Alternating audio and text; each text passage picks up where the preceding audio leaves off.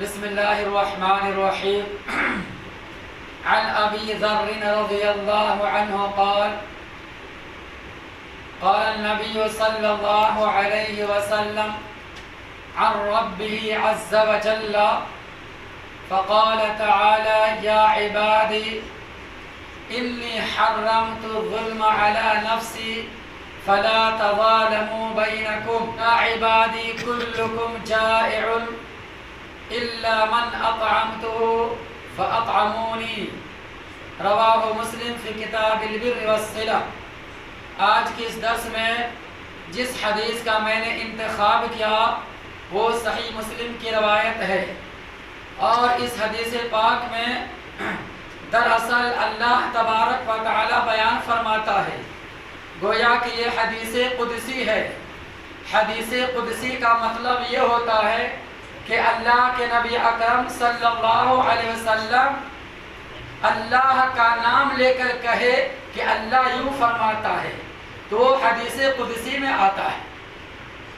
تو بہرحال ایک لمبی حدیث ہے جس کا مختصر سا خلاصہ اور مختصر سا ٹکڑا میں نے پیش کیا ہے. اس کا ترجمہ کیا ہے ذرا سماعت فرمائیں. حدیث کے راوی مشہور صحابی رسول سیدنا ابو ذر غفاری رضی اللہ عنہ وہ کہتے ہیں کہ اللہ کے نبی اکرم صلی اللہ علیہ وسلم ارشاد فرماتے ہیں کہ اللہ تعالیٰ فرماتا ہے، یہ حدیث قدسی. اللہ کہتا ہے اے میرے بندو، میں نے اپنے اوپر ظلم کو حرام کر دیا ہے، لہذا تم لوگ آپس میں ایک دوسرے پر ظلم نہ کرو. یعنی اللہ تعالی خود اپنے اوپر ظلم کو پسند نہیں کرتا ہے اور نہ دوسرے پر ظلم کرنے کو اللہ پسند کرتا ہے. اور چونکہ اللہ تعالی بڑا مہربان ہے، وہ بڑا ہی رحم کرنے والا ہے، وہ رحمان ہے اور رحیم ہے. اور اسی طریقے سے اللہ تعالیٰ خود قرآن میں کہتا ہے کتب ربکم علی نفس الرحمہ، لوگوں سنو تمہارے رب نے اپنے اوپر رحمت کو فرض کر دیا ہے، رحمت کو لکھ دیا ہے. کیا مطلب یہ ہوا کہ اللہ تعالیٰ رحم کرنے والا ہے. تو بھلا جو اتنا بڑا مہربان ہو، اتنا بڑا رحیم و کریم ہو، وہ خواہ مخواہ کسی پر ظلم کرے گا؟ ہرگز نہیں، ہرگز نہیں. تو یہاں اللہ کہتا میرے بندو، میں نے اپنے اوپر جب ظلم کو حرام کر دیا تو تم دوسرے پر ظلم کیوں کرنا؟ اور آگے سنیے، آگے اللہ فرماتا ہے اے میرے بندو، تم سب کے سب بھوکے ہو مگر جسے میں کھانا دے دوں، لہذا تم لوگ مجھ سے کھانا طلب کرو. اے میرے بندو، تم سب کے سب پیاسے ہو مگر جسے میں پانی پلا دوں، لہذا تم لوگ مجھ سے پانی طلب کرو. اے میرے بندو، تم سب کے سب ننگے ہو، ساری دنیا کا انسان ننگا ہے مگر جسے میں کپڑا عطا کر دوں، جسے میں کپڑا میسر کر دوں، جسے میں لباس عطا کر دوں، لہذا تم لوگ مجھ سے کپڑا طلب کرو. اے میرے بندو، تم سب کے سب گمراہ ہو، راہ راست سے بھٹکے ہوئے ہو، ضلالت کے راستے پر ہو، جہنم کے راستے پر ہو، مگر جسے میں ہدایت دے دوں وہی صحیح راستے پہ آ سکتا ہے، لہذا تم لوگ مجھ سے ہدایت طلب کرو. اللہ اکبر. یعنی اب غور کیجئے، اللہ تعالیٰ جگہ جگہ بندے سے کہا رہا میرے بندو یہ کام کرو، یہ کام کرو. اے میرے بندو انکم تخطئون باللیل والنہار، دن رات تم گناہ پہ گناہ کرتے جاتے ہو، رات کے اندھیرے میں گناہ کرتے ہو، دن کے اجالے میں گناہ کرتے ہو، صبح کے وقت گناہ کرتے ہو، دوپہر کے وقت گناہ کرتے ہو، شام کے وقت نافرمانی کرتے ہو. الغرض کیا اجالا، کیا اندھیرا، کیا سردی، کیا گرمی، کیا رات کا وقت، کیا دن کا وقت، کیا مرد، کیا عورت، کیا بچے، کیا بوڑھے، الغرض دنیا کے سارے انسان خطا کار ہے، گناہ گار ہے، نافرمان ہے. اللہ کہتا ہے اتنے ایک ایک فرمانی پر میں پکڑ نہیں کرتا. بتاؤ اگر میں پکڑ کر لوں ایک ایک گناہ پر اگر میں سزا دے دوں دنیا میں کوئی انسان نہیں بچے گا. اللہ کہتا ہے میں تیرے سارے گناہ کو ایسے ہی معاف کر دیتا ہوں. اللہ اکبر. سارے گناہ کو ایسے ہی بخش دیتا ہوں. لہذا تم لوگ مجھ سے مغفرت طلب کرو. اور آگے کا جملہ سنیے بڑا عجیب غریب. اللہ اکبر. آگے اللہ فرماتا ہے اے میرے بندو سنو اگر تم سارے کے سارے لوگ سارے انسان سارے جنات سارے مخلوقات سب کے سب ایک پلیٹ فارم پر جمع ہو جائے سب کے سب ایک راستے پر آ جائے اور یہ سب مل کر میری عبادت کرنے لگے میری فرما برداری کرنے لگے میرے راستے پر چلنے لگے میرے توحید کو اختیار کرنے لگے گناہوں سے بچ جائے نافرمانی سے بچ جائے تو یاد رکھو میری سلطنت میں میری بادشاہت میں ذرہ برابر بھی فرق آنے والا نہیں ہے. اللہ اکبر. یعنی میری سلطنت میں اضافہ نہیں ہوگا. یہ میں سمجھ رہا کہ بندو ہم اللہ کی عبادت کر رہے ہیں تو ہم اللہ کی شان کو بڑھاتے ہیں. اللہ کہتا نہیں میری شان ذرہ برابر نہیں بڑھتی. اللہ اکبر. پھر آگے اللہ کہتا ہے اے میرے بندو تم سب کے سب مل کر سارے انسان سارے جنات مل کر نافرمانی کرنے لگے گمراہی کے راستے پر آ جائے جہنم کے راستے پر آ جائے اور غلط کام کرنے لگے لیکن یاد رکھو میری سلطنت میں میری بادشاہت میں ذرہ برابر بھی کمی ہونے والی نہیں ہے. اللہ اکبر. یہ اللہ کہتا ہے. ایک لمبی حدیث کا ٹکڑا خلاصہ میں نے پیش کیا. اب یہاں پہ ایک سوال آئیے ایک سوال کا حل کر لیتے ہیں. وہ سوال یہ ہے اللہ کہتا ہے کہ تم سب کے سب بھوکے ہو مجھ سے کھانا طلب کرو پیاسے ہو مجھ سے پانی طلب کرو ننگے ہو مجھ سے کپڑا طلب کرو. اب سوال پیدا ہوتا ہے کہ اللہ کہتا مجھ سے مانگو غیر اللہ سے مت مانگو. تو ایک انسان اگر بھوکا ہے کھانے کے لیے نہیں ملا تو کیا کسی آدمی سے مدد طلب کرنا کیا شرک ہے؟ ایک سوال. اسی کو کچھ لوگ الٹا سمجھ کے آ رہے تیرے سوال کر دیتے ہیں. کہتے دیکھو یہ وہابی لوگ ہیں نا 420 وہابی الحدیث یہ کہتا ہے اللہ کے سوا کسی سے مت مانگنا اللہ ہی سے مانگنا غیر اللہ سے مانگنا شرک ہے. تو یہ کہتا ہے کہو ان سے تم اپنے بیوی سے روٹی مت مانگو. بیوی سے روٹی مانگنا بھی شرک ہے اللہ سے مانگو. یعنی سوال کا جواب ڈھکوسلا سوال کا جواب صحیح جواب نہیں. اصل بات کیا ہے مدد طلب کرنا دو طریقے سے ہوتا ہے. استعانت اس کو عربی میں بولتے ہیں استعانت. مدد دو قسم کا ہوتا ہے. ایک مدد ہوتا ہے ما فوق الاسباب اور ایک مدد ہے ما تحت الاسباب. ما فوق الاسباب کا مطلب اسباب سے باہر کوئی چیز کسی انسان کی قدرت میں نہیں ہے کسی انسان کے بس میں نہیں ہے اب اس سے جا کے مدد طلب کر یہ شرک ہے. جیسے ایک اللہ کا نیک بندہ مر گیا اب وہ قبر میں چلا گیا دفن ہے روح نکل گئی دنیا سے چلا گیا اب وہاں پہ قبر پہ جا کے مدد طلب کرنا بابا مجھ کو بیٹا نہیں ایک بیٹا چاہیے بیٹا دے دو یہ شرک ہے. یہ مدد مانگنا شرک ہے کہ اس کی قدرت نہیں ہے اس کے بس سے باہر ہے. لیکن ایک آدمی زندہ ہے سامنے موجود ہے اور اس کی طاقت میں ہے اب اس سے کسی چیز کی مدد طلب کرنا کہ ہمارا کچھ ساتھ دے دو ذرا ہماری رہنمائی کر دو تو ایسا مدد طلب کرنا شرک نہیں ہے. شرک کب ہوگا ایک آدمی ہماری بات نہیں سنتا امریکہ میں ہے ہماری بات نہیں سن سکتا بغیر آرا کے بغیر موبائل فون کے اچانک امریکہ والے آدمی کو پکارے جبکہ وہ آدمی سن نہیں سکتا وہ جواب نہیں دے سکتا.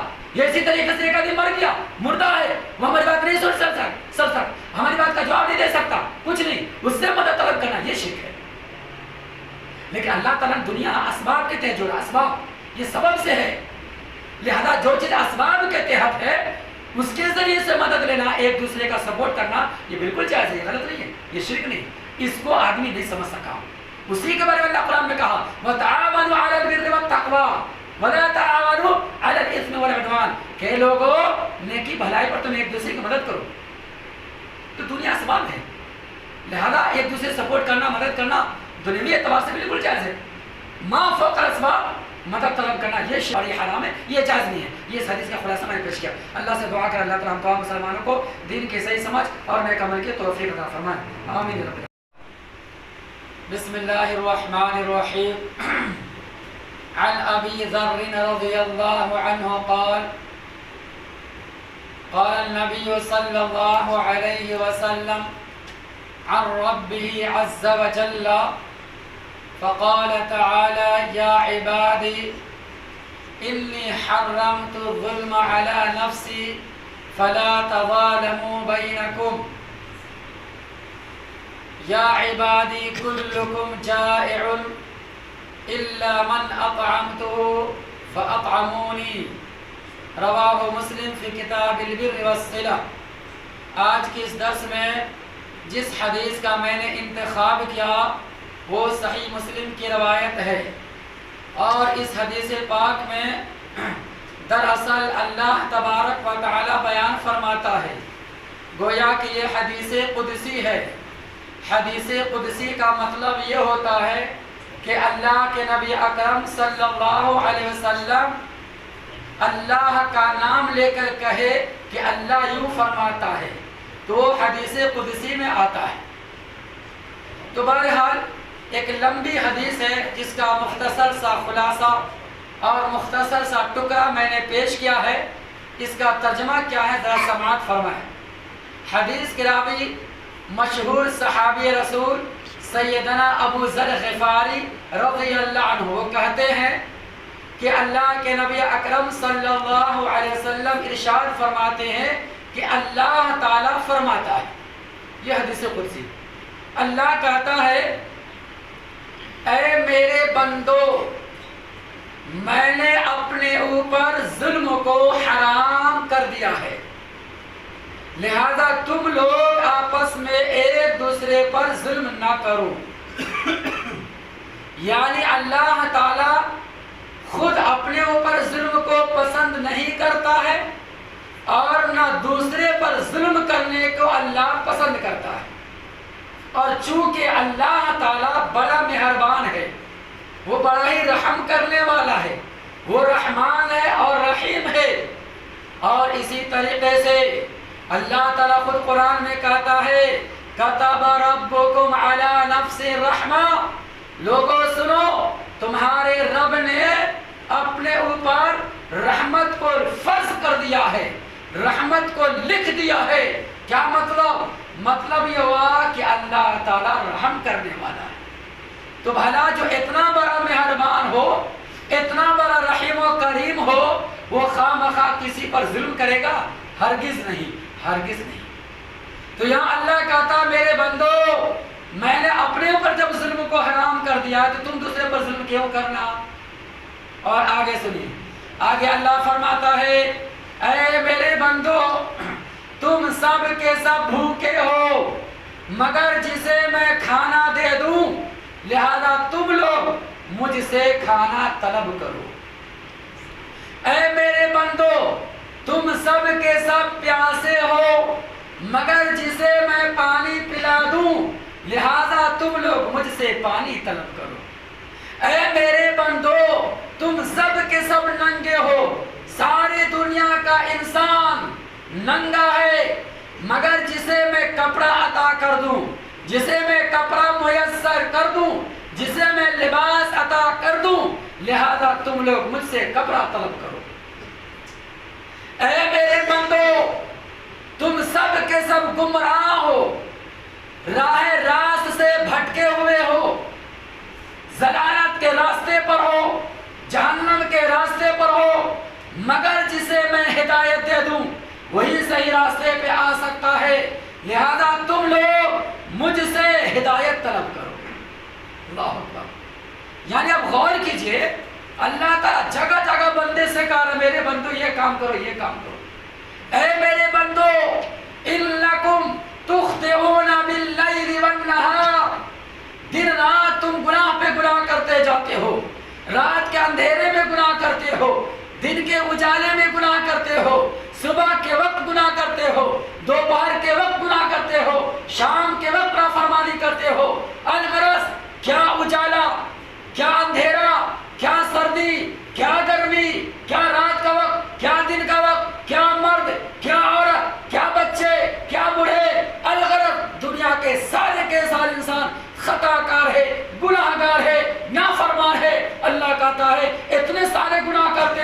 لیکن اس کے باوجود میں ایک ایک گناہ پر، ایک ایک نافرمانی پر میں پکڑ نہیں کرتا.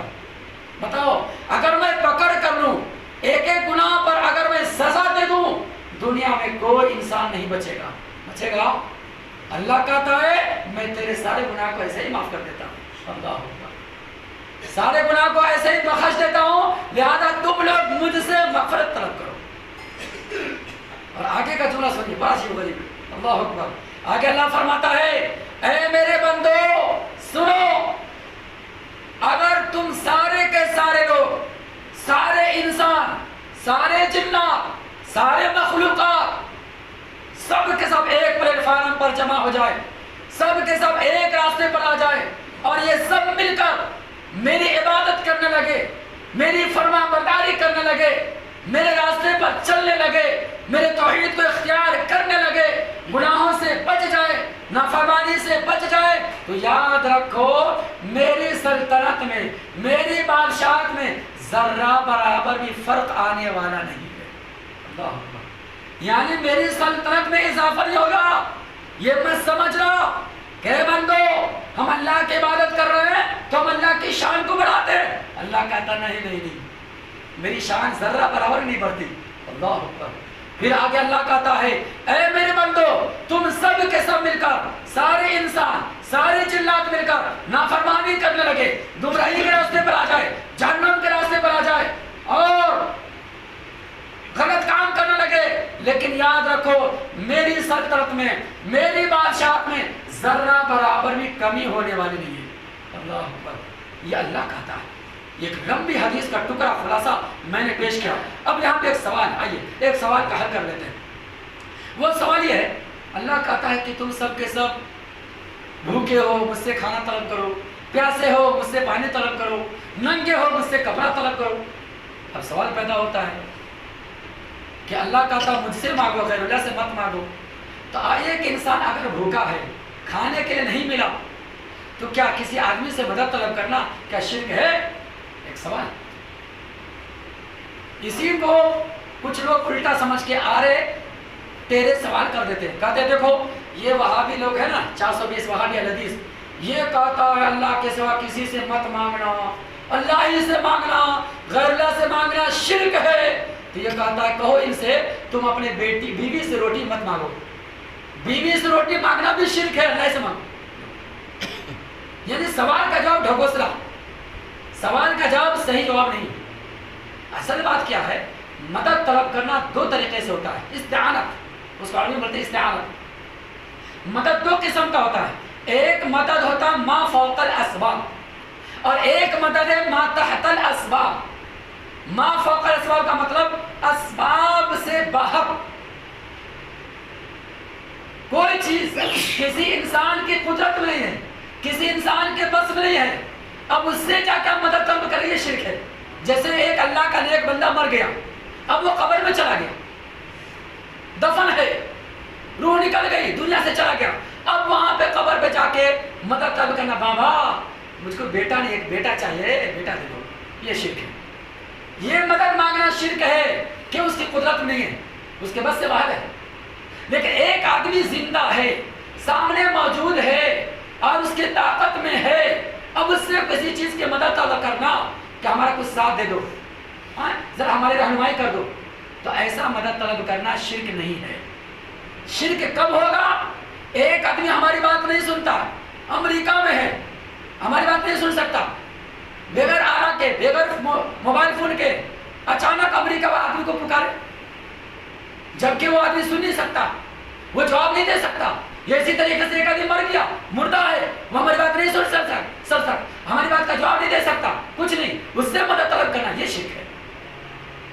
لیکن اللہ تعالیٰ دنیا اسباب کے تحت جوڑا، اسباب یہ سبب سے ہے، لہذا جو چیز اسباب کے تحت ہے اس کے ذریعے سے مدد لینا، ایک دوسرے کا سپورٹ کرنا، یہ بالکل جائز ہے، یہ غلط نہیں ہے، یہ شرک نہیں.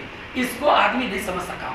اسی کے بارے میں اللہ قرآن میں کہا وَتَعَاوَنُوا عَلَى الْبِرِّ وَالتَّقْوَىٰ وَلَا تَعَاوَنُوا عَلَى الْإِثْمِ وَالْعُدْوَانِ، کہ لوگوں نیکی بھلائی پر تم ایک دوسرے کی مدد کرو. تو دنیا اسباب ہے، لہذا ایک دوسرے سپورٹ کرنا، مدد کرنا دنیوی اعتبار سے بالکل جائز ہے. ما فوق الاسباب مدد طلب کرنا یہ شرعی حرام ہے، یہ جائز نہیں ہے. یہ اس حدیث کا خلاصہ میں نے پیش کیا. اللہ سے دعا کر اللہ تعالیٰ ہم تمام مسلمانوں کو دین کے صحیح سمجھ اور نیک عمل کی توفیق عطا فرمائے. آمین.